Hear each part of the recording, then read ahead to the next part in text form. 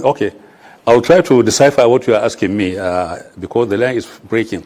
However, I am part of any arrangement, no matter whatever nomenclature or name, to remove the current government of incompetency, of insecurity, of dividing the Nigerian family between North and South out of power. I'll go into any arrangement for that purpose. That's fantastic. But that doesn't particularly answer my question. Are you part of this particular arrangement? Ada? What I'm saying is this. What you see, don't panic. You see, I'm not going to person who keep on panicking over issues. I don't panic. I walk with my eyes wide open. What I'm saying is that today in Nigeria, we've got a government which is dividing Nigerians along North and South, dividing Nigeria along ethnicity line, and also using institutions of the state in manipulating and controlling and coercing, the opposition.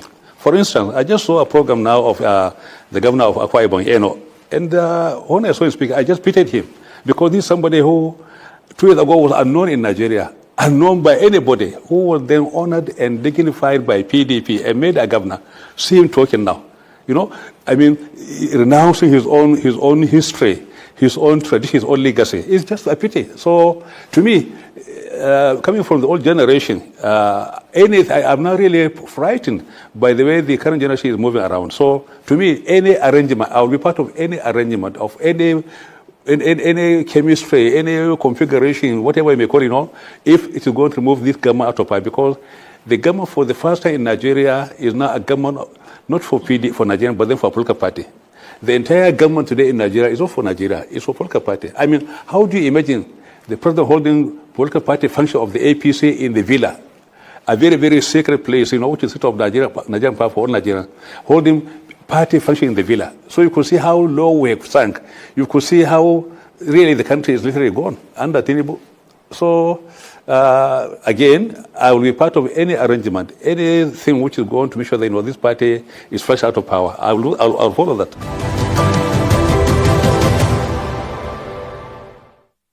Right, glad to have you back. You're still watching News Now with me, India Morgan. We're still discussing with the former Jigawa State Governor, SULE Lamido. Glad to have you. I'm sure you can hear clearly now. The question is, or was, Tinubu's benchmarking of his contributions to democracy and fighting militocracy, considering what you are witnessing now. What sense do you make of his Democracy Day and that speech and what I've just said?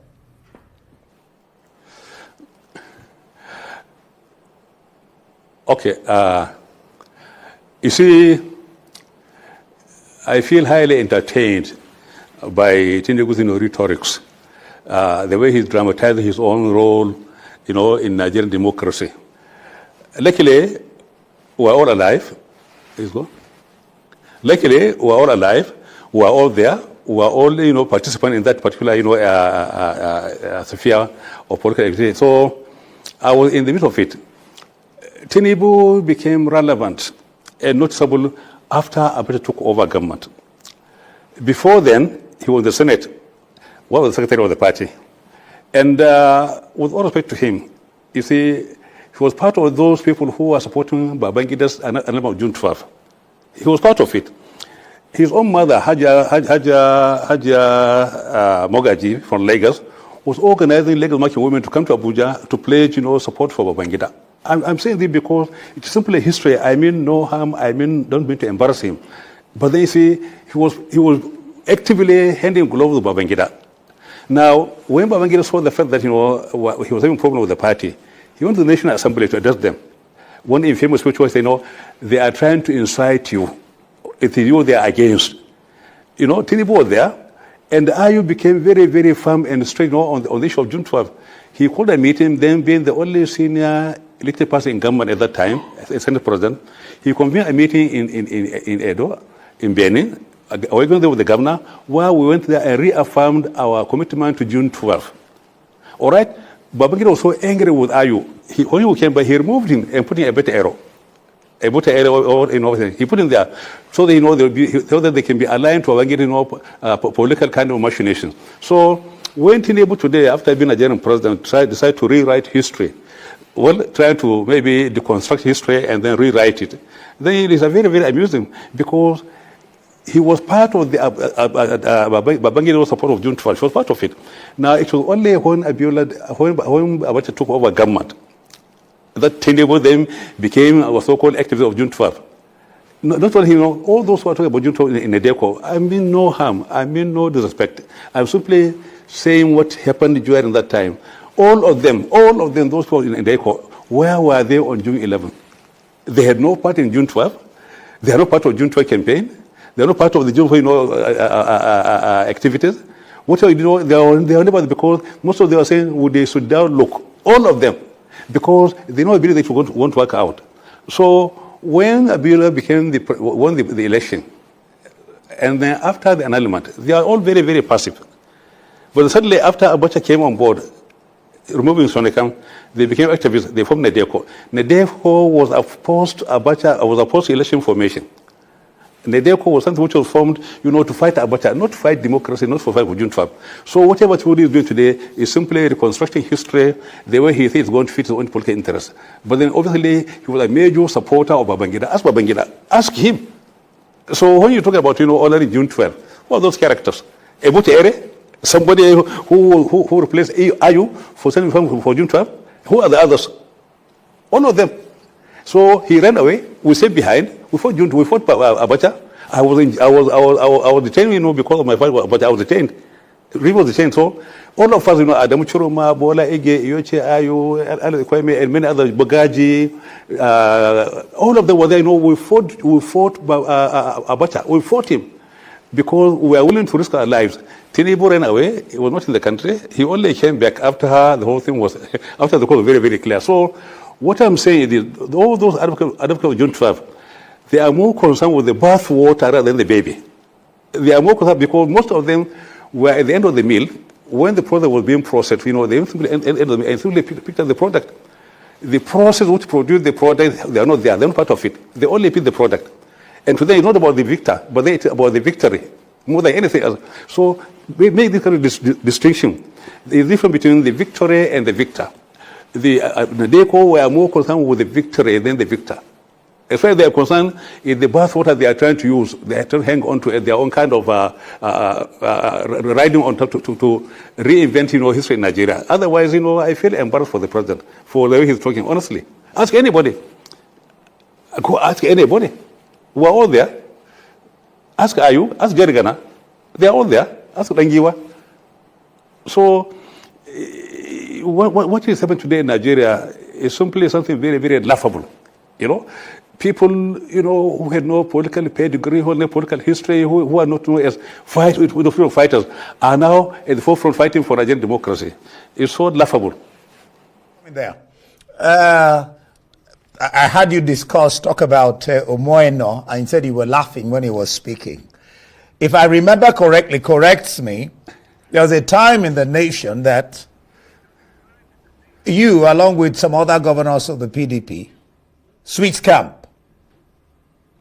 Isn't that the same thing that Omoeno and people like Obero Wari is doing now? Maybe you're too young to understand history, maybe, but then go into history. The crisis in PDP in 2014 was purely internal. We were working against what was happening in the party under Bamanga Tukur and Jonathan.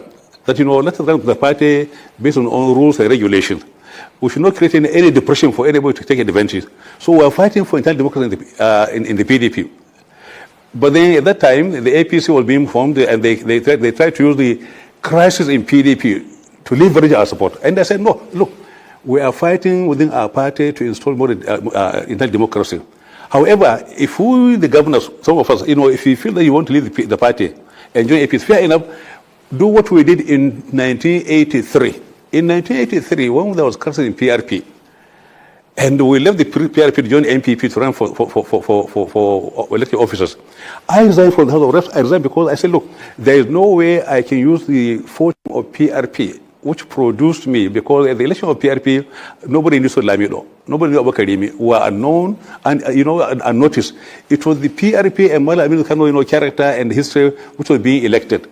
So if we are going to leave his own party, it's only fair we surrender to him, we relinquish everything about PDP and go and find our fortune in another political party. That's what we did. So we left, I ran from the House of Reps. I came and met Rimi, and Rimi too resigned from office as a governor of the state because there's something called character in us, something called principles. But today, so that's why I say, in 2014, I say, look, all those governors now, if we are going to leave the PDP, let's now resign our offices and then go and find our fortune somewhere in the APC. But I cannot take, the PDP fame, the PDP investment, the PDP treasure, the PDP legacy, and then go use it to fight an opponent. I can't do that. So that's why, so really, in 2014, we were simply fighting for internal democracy. And those who left the party and went to APC, most of them came back. So it's because today we have no policy of character or principle. That's why we have this kind of problem. Now look at this man. I say, Eno. Who knew him before now? Nobody knew him. Nobody knew him. So today people are using public office to promote their own ephemeral interests. Public office. I just saw Wike also talking there, with their programs, paying money to sponsor his own program. And I look at the way, and I just love, the way he was talking, he was posing, in the office talking. So if you remove, this man, you are not showing me, if you remove that office from him, the governor of Akwa Ibom, remove the office, he'll become nobody in Akwa Ibom. Nobody. The same thing, if you remove the office, is holding as a minister, remove him, he'll become an ordinary person like me. So you see, what I'm saying, if there is something called character and honor and the principles in politics, people, if people are going to change their own political parties, they should please relinquish whatever the party gave them and go there and join as individuals, as ordinary people. But when you carry the aura, the authority, the paraphernalia of the office into opposition to fight what made you, that is utterly immoral. So during our own time, I say, if we are leaving PDP, let us resign. When they failed to, I say, fine, I'm not going. I'm willing to resign as a governor just if I'm going to join APC. I wasn't willing. But then my colleagues say, no, they will not resign. So today you have got, a politics, where there is no character, where there is no depth, where there is no honor. That's the problem. Let me ask you a very direct, simple question. With what is happening, the coalition, is PDP dead? PDP is not dead because it cannot die. PDP is the APC. Look at, are you saying Akwabi is dead? Is he dead? Isn't he PDP? This man they are calling Eno, isn't he PDP? Is he dead? So look, there is no APC minus PDP. We are not dead. We are everywhere. That's why people are coming to us. That's why they are using us. In the entire APC, it's only Adam Shimole and Tinubu who are APC. All others were all PDP. I mean, Adam was chairman, was ADP, was PDP, Ganduje, Hong Kong. I mean, anybody today in APC is PDP. So we cannot be dead because if we are dead, then the APC is dead. If we are dead, then APC is dead because you're using dead people. Well, your analogy seems to be flawed because as far as I know and Nigerians know, the Senate president is in APC and they welcome Governor Ono to APC. But let me just ask you this question. In 2023, you voted for a northern candidate. Another candidate, Atiku, when it was, the issue was southern, the pendulum. No. With all respect to you, please, with all respect, don't bring dichotomy of north and south into my politics. You know me very well. I don't believe in north or south. I believe in Nigeria. Because Nigeria has given me everything. So when I was voting in 2023, I was voting my candidate called PDP. I was voting for PDP, not for Atiku. PDP, the Nigerian party, PDP, which has put a candidate, not because I'm voting a southern or northern, no. I mean, go to my history. I voted Azukwe in 1983. I voted Abiola against Topa. So I've been consistent. It is you who is simply using today's, maybe temperature to judge yesterday, who is making the comment say, your logic is flawed, your argument is flawed, not mine. Okay. Now some people are saying their argument is that the formation of ADA, All Democratic Alliance, that the party, the time it's coming is too short to sensitize, mobilize, and give APC a run for its money. Do you think so? You see, first, why are we coming into alliance? It's very important, no? Because there was alliance in 2014, which produced Buhari.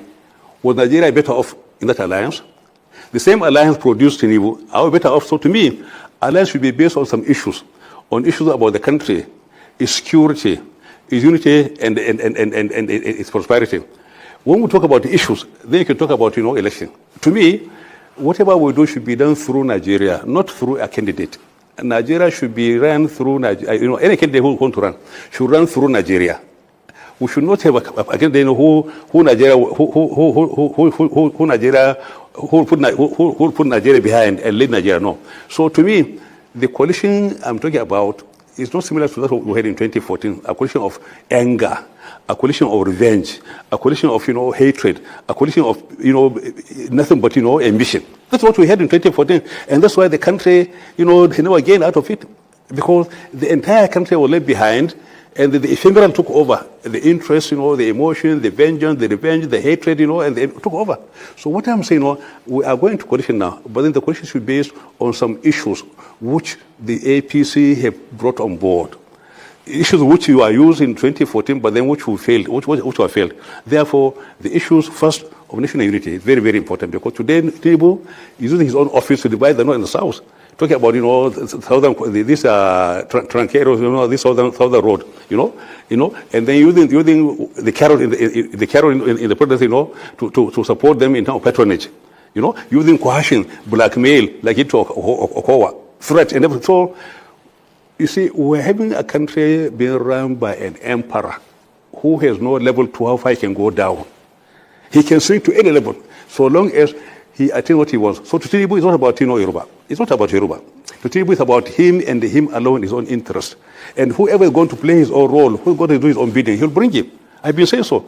It's not about Yoruba. All the Yorubas in APC today, in his government, are his own boys who are going to do his own bidding. No more, no less. And therefore, if a Yoruba man, from the south, not his own bidding, he's willing to go and bring somebody from the southeast, or even from the north, so long as we are going to do Tinubu. So Tinubu is behaving like the emperor he is. And unfortunately, he used the psychology and mentality of Lagos, of governing Lagos to govern Nigeria. He came from a very tiny state called Lagos, which is a very small thing, applying the same philosophy, the same philosophy in running Nigeria, which means privatizing the country, making it personal, an industry for him and him alone. That's the problem we're facing. And that's why issues of, national unity, economy, security are all abandoned. Just before we let you go, you just mentioned You just mentioned security there. Huh? Just before we let you go, you mentioned security there. What's your sense of the security situation in the country? What was it, what was it in 2007 under Jonathan? What was it in 2013 under Jonathan? What was it? And then when APC came, to this their own coalition to form APC, what were the issues they raised? They talked about security in Nigeria in 2014. They talked about economy in Nigeria. They talked about corruption in Nigeria. These were the issues they used to hoodwink Nigerians, isn't it? Fair enough. Now we're flushed out of government. Just lost the election. Fair enough. Now we had today saints, Tinubu and Buhari, who are now our leaders. Now are we better off? Are we better off than we were under Jonathan? It's all a ruse. So the issue they propagated in 2014 are the issues they have failed to address, and the issues they even compounded. So are now the worse for it. And it's a fact. Okay. Former Governor SULE Lamido, just a very quick one. There is some section of the Nigerian society who have a grouse against recycling leaders over time, leaders like you. That is high time, no offense, leaders like you should, take a back bench so we can begin to have new leaders, new ideas with a service mentality, unselfish, that can take Nigeria to, if you like, El Dorado. I agree with you 100%, because what do you see in Buhari after recycling him? What do you see in Tinubu after, so the Nigerian youth are simply reacting based on what they've seen through Buhari and Tinubu. They say, look, these elders, if it's all about people like Buhari leading us as leaders, people like Tinubu don't want you. So they are right, because they feel highly disappointed by Buhari and Tinubu. So it is people like Tinubu and Buhari who have brought this kind of problem to us with the elders, because they fail to meet up with the demand of the youth in terms of expectation. They told their propaganda of lies. They told their lies. We'll do this for you. We'll do this for you. And told their lies. And the youth believed them. Now, Buhari been there for 8 years. A disaster. Tinubu, good God, God save us. So the youth are right, because they are seeing who the elders through the eyes of Buhari and Tinubu. They are right.